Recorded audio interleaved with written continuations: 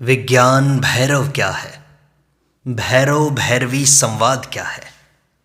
आज हम इसी पर चर्चा करेंगे। अध्यात्म विद्या में जानने योग्य 3 मुख्य विषय हैं।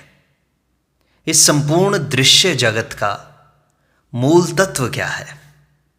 इस तत्व से सृष्टि रचना की प्रक्रिया क्या है तथा इस मूल तत्व को कैसे जाना जाए? इन्हीं 3 प्रश्नों को लेकर अध्यात्म विद्या का विकास हुआ।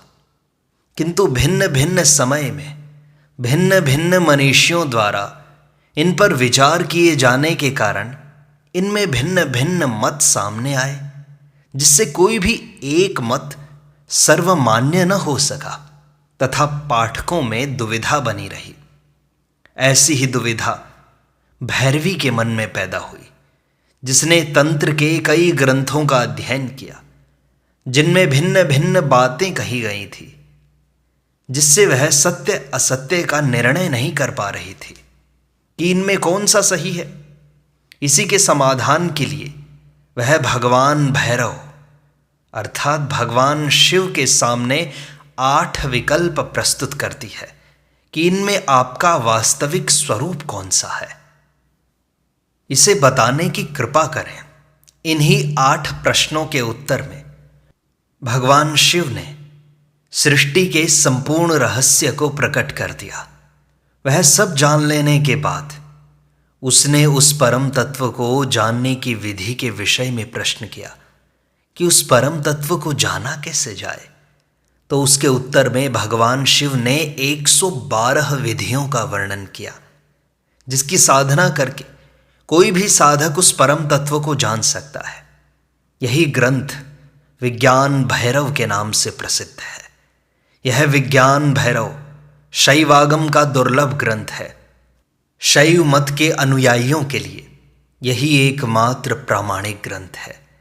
यह अनुपाय स्वयं बोध की प्रक्रिया है, जिसमें किसी क्रिया की आवश्यकता नहीं है, केवल चित्त की एकाग्रता ही पर्याप्त है।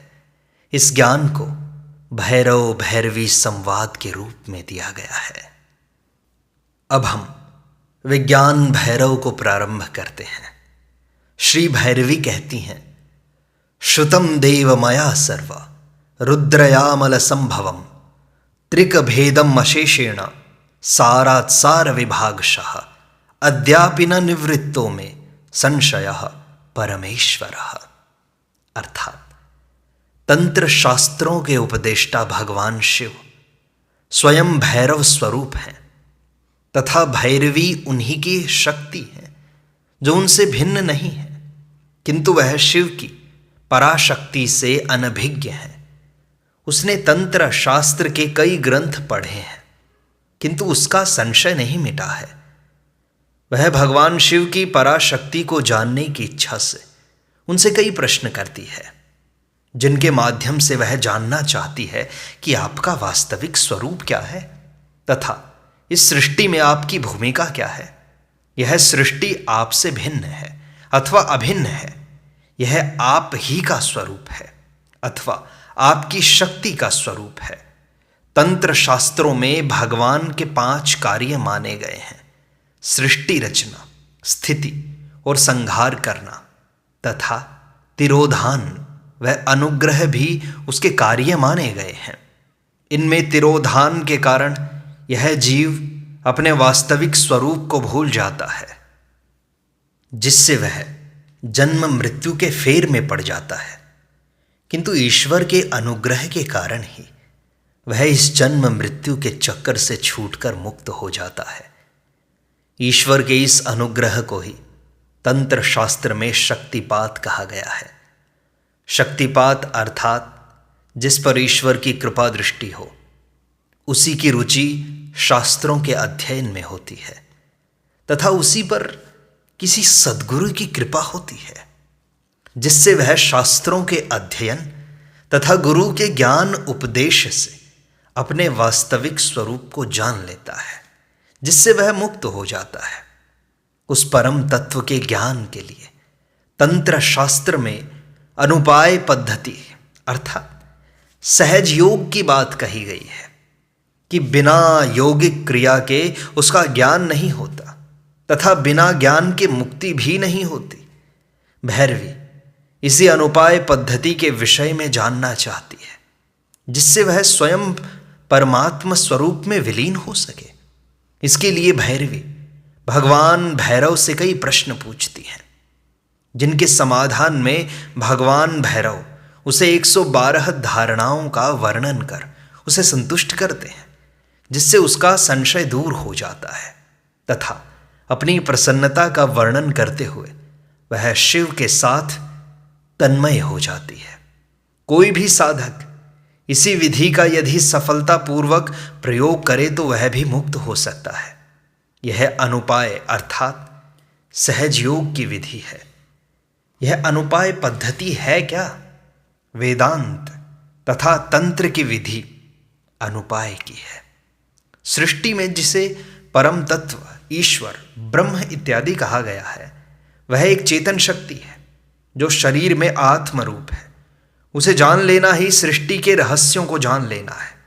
उसे किसी क्रिया से नहीं जाना जा सकता। वह बोध स्वरूप है जिसका मात्र बोध होता है। वह कोई वस्तु नहीं है जिसको प्राप्त करने के लिए कोई प्रयत्न किया जाए या कोई उपाय किया जाए। यह अनुपाय का विषय है। पतंजलि का मार्ग क्रिया का मार्ग है, उपाय का मार्ग है, किंतु ज्ञान का मार्ग केवल जानने की बात कहता है कि जो उपलब्धि है उसे जान लेना मात्र है। सांसारिक वस्तुएं प्राप्त करने के लिए उपाय करना पड़ता है, किंतु ईश्वर प्राप्ति उपाय से नहीं होती। यह अक्रिया का मार्ग है। क्रिया में अहंकार होता है कि मैं कर रहा हूं। यह मैंपन ही बाधा बन जाता है। परमात्म ज्ञान ईश्वर कृपा से ही होता है, जिसके लिए पात्रता अनिवार्य शर्त है। सभी प्रयत्न पात्रता प्राप्ति के लिए ही करना पड़ता है, तब ईश्वर कृपा स्वतः हो जाती है। यह आयास रहित मार्ग है। कठोपनिषद में भी कहा है कि यह आत्मा न तो प्रवचन से, न बुद्धि से, न ही बहुत सुनने से ही प्राप्त हो सकता है। जिसको वह स्वीकार कर लेता है उसके द्वारा ही प्राप्त किया जा सकता है। यह आत्मा उसके लिए अपने यथार्थ स्वरूप को प्रकट कर देता है। यही बात मुंडक उपनिषद में भी कही गई है। अतः वेदांत और तंत्र इस एक ही बात पर सहमत हैं कि यह अक्रिया का, अनुपाय का मार्ग है, जिसे जानना मात्र है। यह बोध स्वरूप है। भगवान शिव की ये 112 विधियां केवल बोध स्वरूप ही हैं। इस ग्रंथ का आरंभ ही भैरव भैरवी संवाद के रूप में हुआ है, जिसमें भैरवी एक जिज्ञासु की भांति सर्व प्रकाशमय भगवान भैरव से पूछती हैं कि हे देवाधिदेव परमेश्वर, समस्त विश्व को प्रकाशित करने वाले आत्मस्वरूप भगवान, समस्त रोगों को नष्ट करने वाले रुद्र और अपनी शक्ति के सामरस्य स्वरूप से जिनकी उत्पत्ति हुई है, ऐसे समस्त शास्त्रों को मैंने पढ़ लिया है, सुन लिया है। ये शास्त्र त्रिक भेद से अर्थात तीनों तत्वों के भेद से, परा अपरा परा अपरा, इनसे शक्ति के सारभूत शिव, शक्ति और जीव नामक तीनों भेदों से तथा ज्ञान क्रिया आदि के प्राधान्य से और अप्राधान्य का प्रतिवादन करने से अनेक भेदों में विभक्त हो जाते हैं। उन सब के सारभूत त्रिक शास्त्र को मैंने पूरी सावधानी से सुन लिया है, किंतु मेरा संदेह अभी भी दूर नहीं हुआ है। शिव और शक्ति के सामरस्य से उत्पन्न हुए ब्रह्म यामल, विष्णु यामल, रुद्र यामल, भैरव यामल आदि में जो कुछ आपने कहा है वह सब मैंने पहले आपसे सुना ही है। फिर भी यह संदेह रह ही गया कि शिव, शक्ति और जीव में आंतर रूप में तो एकता ज्ञात होती है, किंतु बाह्य रूप में तीनों में भिन्नता का ही बोध होता है। इसका कारण मेरा अज्ञान मात्र ही है। यह भी मैंने सुना है कि वेद से श्रेष्ठ शैव शास्त्र हैं, शैव से श्रेष्ठ वाम शास्त्र हैं, वाम से श्रेष्ठ दक्षिण शास्त्र हैं, दक्षिण से श्रेष्ठ कौल शास्त्र है, और उससे भी श्रेष्ठ त्रिक शास्त्र है। इनसे भी श्रेष्ठ अन्य शास्त्र हैं, उनको भी मैंने सुन लिया, फिर भी मेरा संशय अभी दूर नहीं हुआ है। अद्वैत सिद्धांत के अनुसार जीव शिव से अभिन्न है, किंतु माया के कारण उसका स्वरूप संकुचित हो गया है, जिससे जीव को शिव से भिन्न मान लिया गया है। मेरे इसी अज्ञान को दूर करने की कृपा करें। भैरवी आगे कहती हैं, किम रूपम तत्वतो देव शब्द राशि कलामयम किं वा नवात्म भेदेन भैरवे भैरवाकृतौ त्रिशिरो भेद भिन्नं वा किं वा शक्ति त्रयात्मकं नाद बिंदुमयं वापि किं चंद्रार्ध निरोधिकाः चक्रारूढ़ मनच्चुक्वम किं वा शक्ति स्वरूपकम। यह बात निर्विवाद रूप से सत्य है कि मात्र पुस्तकें पढ़ लेने से अथवा प्रवचन मात्र सुन लेने से ज्ञान नहीं होता। यह ईश्वरीय ज्ञान ईश्वर के अनुग्रह के बिना तथा बिना गुरु के नहीं होता। पुस्तकें एक वाग्जाल है जिससे मनुष्य भटका अधिक है, पहुंचा कम है। यदि पुस्तकों से तथा उपदेशों को सुनने मात्र से ज्ञान हो जाता तो आज संसार में कोई अज्ञानी रहता ही नहीं। यह ज्ञान का मार्ग अति कठिन व दुर्गम है, जिसे बिना गुरु की सहायता के पार नहीं किया जा सकता। कठोपनिषद में भी कहा गया है, उठो जागो और श्रेष्ठ पुरुषों के समीप जाकर ज्ञान प्राप्त करो। जिस प्रकार छुरे की धार तीक्ष्ण और दुस्तर होती है, तत्वज्ञानी लोग उस मार्ग को वैसा ही दुर्गम बताते हैं।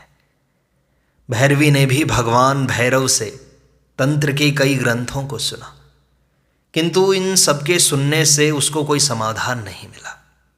इन ग्रंथों को सुनने से उसका संशय और बढ़ गया कि वे सभी ग्रंथ भिन्न भिन्न बातें कहते हैं, अतः इनमें कौन सही है कौन गलत है इसका वह निर्णय नहीं कर पा रही है। अतः वह फिर भगवान शिव से पूछती है कि इनमें सत्य क्या है तथा जिस परम तत्व की बात आप कहते हैं उसका वास्तविक स्वरूप क्या है, मुझे बताइए आप। वह शिव से 8 ऐसे प्रश्न पूछती है तथा उनका समाधान चाहती है। उसका पहला प्रश्न है कि वह परम तत्व कैसा है जिसका वर्णन नहीं किया जा सकता। उसके स्वरूप को भिन्न भिन्न तंत्र ग्रंथों में भिन्न भिन्न बताया गया है। एक ग्रंथ में उसे शब्द राशिमय बताया गया है। क्या यही उसका वास्तविक स्वरूप है? क्या यह भैरव बोध स्वरूप है जो सदा अपनी शक्ति से संयुक्त रहता है? इन दोनों के संयोग से ही अहम की निष्पत्ति होती है, इसलिए यह बोध भैरव क्या शब्द ब्रह्म स्वरूप है? पुराणों में शब्द ब्रह्म को परब्रह्म से भिन्न बताया गया है कि शब्द ब्रह्म में निष्णात व्यक्ति परब्रह्म को प्राप्त कर लेता है। अतः ये दोनों क्या भिन्न भिन्न है? कुल दर्शन में उसे शब्द राशि में कहा गया है। भैरवी का दूसरा प्रश्न है कि क्या भयानक स्वरूप वाले भैरव की 9 शक्तियों के रूप में वह परम तत्व अवस्थित है? नेत्र तंत्र में नवात्म को ही परम तत्व माना गया है। भैरवी का तीसरा प्रश्न है, क्या त्रिशिरा भैरव ही वह परम तत्व है जिसका वर्णन त्रिशिरा तंत्र में है? इसका वर्णन तंत्रालोक में भी है। भैरवी का चौथा प्रश्न है कि क्या वह शक्ति त्रयात्मक है, अर्थात शिव, शक्ति तथा जीव रूप से तथा इसकी अधिष्ठात्री परा, अपरा तथा परापरा नामक 3 शक्तियों वाला है, अथवा इच्छा, ज्ञान व क्रिया ही इसका स्वरूप है, जैसा विभिन्न तंत्र ग्रंथों में मिलता है। भैरवी का 5वां प्रश्न है, क्या वह नाद बिंदु स्वरूप है, बिंदु प्रकाश स्वरूप है तथा नाद विमर्श रूप है? भैरवी का 6ठा प्रश्न है कि इस नाद बिंदु के ही रूप अर्ध, चंद्र, निरोधिका आदि उसके रूप हैं। भैरवी का 7वां प्रश्न है, क्या उसका स्वरूप चक्रारूढ़ है, अर्थात वह मूलाधार आदि स्थानों में, षट दल आदि स्थलों में आरूढ़ है, अर्थात इनमें विद्यमान कोई तत्व है? यह वह कुंडलिनी की आकृति का कोई तत्व है? भैरवी का 8वां प्रश्न है कि क्या वह केवल शक्ति स्वरूप है? भैरवी इस प्रकार भगवान भैरव के सामने 8 विकल्प देती है कि शास्त्रों में ये भिन्न भिन्न बातें कही गई हैं, जिनमें कौन सी सत्य है तथा आपका वास्तविक स्वरूप इनमें से कौन सा है, कृपया यह मुझे बताने की कृपा करें। भैरवी आगे कहती हैं, परापरायाः सकलम अपरायाश्च वा पुनः पराया यदि तद्वत् स्यात् परत्वं तद्विरुध्यते न हि वर्ण विभेदेन देह भेदेन परत्वं निष्कलत्वेन सकलत्वेन तद्भवेत्। पूर्व में इस शक्ति के 3 रूप बताए गए हैं, परा, अपरा, परापरा। इनके संबंध में भैरवी पुनः प्रश्न करती है कि परा, अपरा और अपरा का सकल स्वरूप बन सकता है, किंतु परा देवी को भी यदि साकार मान लिया जाए तो उसका परत्व ही नष्ट हो जाएगा। अतः परा का स्वरूप निराकार ही मानना पड़ेगा, और जब वह निराकार है तो पूजा ध्यान आदि की स्थिति कैसे बन सकती है? क्योंकि पूजा आदि तो सकल स्वरूप की ही पूजा की जा सकती है, साकार की ही की जा सकती है। क्रम दर्शन में शक्ति को ही परम तत्व माना गया है तथा यह शक्ति ही शिव को उपदिष्ट है। इसी के आधार पर भैरवी पूछती है कि क्या यह शक्ति ही परम तत्व है? वर्णों अथवा देह की विशेषता के कारण उनमें परत्व नहीं होता। जो विशेषता निराकार की है वह साकार में प्राप्त नहीं हो सकती। अतः परावस्था को परापरा अपरावस्था से भिन्न ही मानना पड़ेगा। भैरवी पूछती है, क्या मेरा यह विचार सही है? कृपया बताइए। प्रसादम कुरु मे नाथ निःशेषम छिंदि संशयम। इस प्रकार भैरवी ने आगम शास्त्रों में जो भिन्न भिन्न विचार दिए गए हैं उनको लेकर भगवान शिव से पूछती है कि इन सब में आपका वास्तविक स्वरूप क्या है? इसे बताकर आप मेरे संशय को दूर कीजिए। वह परम तत्व वास्तव में निराकार है या साकार है? यदि वह निराकार है तो साकार सृष्टि रूप कैसे बन जाता है? यदि साकार ही है तो उसे निराकार क्यों कहा जाता है? अथवा निराकार और साकार उसके 2 रूप हैं, अथवा दोनों कोई भिन्न तत्व हैं। अतः इन सब का कृपा करके समाधान करने की कृपा करें। अब श्री भैरव कहते हैं, साधु साधु त्वया पृष्टम तंत्र सारम इदं प्रिय गुहनीयम तमम भद्रे तथापि कथयामि ते। यह भैरवी स्वयं भगवान भैरव की ही संविद शक्ति है, किंतु वह भी उनके वास्तविक स्वरूप को नहीं जानती। वह साकार और निराकार के रहस्यों से सर्वथा अनभिज्ञ रहती है, जिससे वह बार बार प्रश्न पूछती रहती है कि इन दोनों का रहस्य क्या है। यदि निराकार की ही सृष्टि रूप में साकार बनता है तो उसकी विधि क्या है?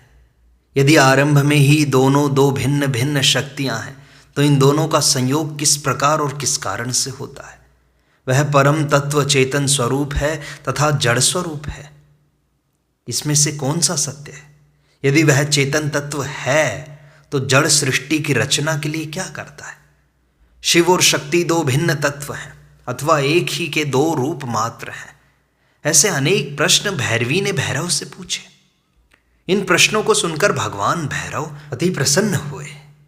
कोई जिज्ञासु जब अपनी आध्यात्मिक शंकाओं को किसी गुरु के सामने रखता है तो गुरु को काफी प्रसन्नता होती है, क्योंकि ऐसा ज्ञान किसी व्यक्ति विशेष के लिए ही न होकर समस्त मानव जाति के हित में होता है, जिसे देने के लिए गुरु सदा उत्सुक रहता है।